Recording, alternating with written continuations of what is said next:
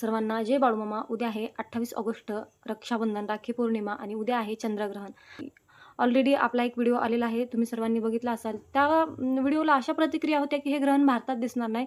पण तुम्हाला मी खरं सांगते, माझा प्रेग्नन्सीचा 8वा महिना आहे आणि मी हे ग्रहण पाळणार आहे. सो तुम्हाला पाळायचं असेल तर तुम्ही पाळू शकता, नसेल पाळायचं तर तुम्ही पाळू नका. परंतु मी तरी पाळणार आहे. त्याचं कारण तुम्हाला सांगते. हे ग्रहण सकाळी 8:04 सुरू होणार आहे आणि 11:21 संपणार आहे. म्हणजे फक्त 3.5 तास आपल्याला हे ग्रहण पाळायचं आहे. तर फक्त 3.5 तासाच्या वेळेसाठी आपण आपल्या बाळाला रिस्कमध्ये का टाकायचं? आपल्या दिवसभरातला 3.5 तास वेळ आपण आपल्या बाळासाठी दिला, आपण थोडंसं आराम केलं, तर हे कधीच वाया जाणार नाही. पण जर का ह्या ग्रहणाचा कसल्यातरी प्रकारचा साईड इफेक्ट आपल्या बाळावर झाला, तर आयुष्यभर आपल्याला पश्चातापाशिवाय आपल्याकडे काहीच उरणार नाही. घ्या आणि पटापट कामं आवरून घेऊन 8 वाजल्यापासून ते 11:30 वाजेपर्यंत थोडंसं आराम करा. घरातल्या घरात थोडंसं फिरा. देवाचं नामस्मरण करा. कुठलं ग्रंथ, चरित्र तुमच्याकडे असतील तर ते वाचा. जे आपण स्वयंपाक करतो, जे आपण भाज्या कट करतो त्या करू नका. किंवा कपडे शिवण्यासाठी आपण जे कपडा कात्रीने कातरतो ते करू नका. अशा प्रकारची कुठलीही कामं करू नका.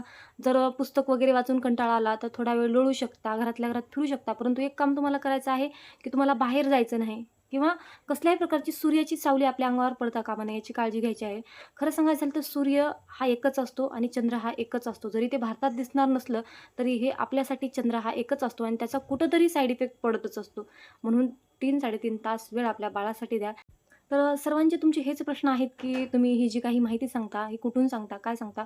खरं सांगायचं झालं तर मी श्री स्वामी समर्थ महाराजांची सेवेकरी असल्यामुळे मी 1-2 ग्रुपमध्ये ॲड आहे आणि जी काही माहिती असते चंद्रग्रहण असेल, पौर्णिमा असेल, सण उत्सव असेल, जे उपाय तोडगे मी सांगते ते मला सगळं काही ग्रुपवर भेटून जातं आणि मी तेच उपाय तुमच्यासोबत शेअर करत असते. हा व्हिडिओ बनवणं म्हणजे खूप मेहनतीचं काम आहे. म्हणून तुम्ही सर्वांनी आपल्या Instagramला फॉलो करून ठेवा. व्हिडिओ बनवणं म्हणजे खूप मेहनतीतून कठीण अवस्थेतून बनवावं लागतं. का तर अशा परिस्थितीमध्ये श्वास घ्यायला पण खूप त्रास होतो आणि सतत पायावर सूज येत असल्यामुळं अशा प्रकारे बसून मला हे व्हिडिओ शूट करावे लागतात.